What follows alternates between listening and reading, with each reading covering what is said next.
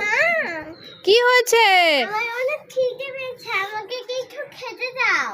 কি খেতে দেবো রে? আমার কাছে তো কিছুই নেই। একটা জিনিস আছে, তুই কি সেটা নিবি?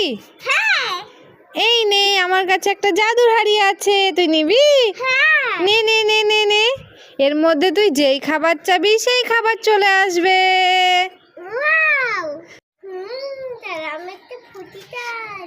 জাদুর হাড়ি আমাকে একটা ফুটি দাও। ফুটি এতে যেতে তাহলে আমি আরেকটা খাবার চাই। তাহলে আমি একটা ডোনাট চাই। জাদুর হাড়ি আমাকে একটা ডোনাট দাও।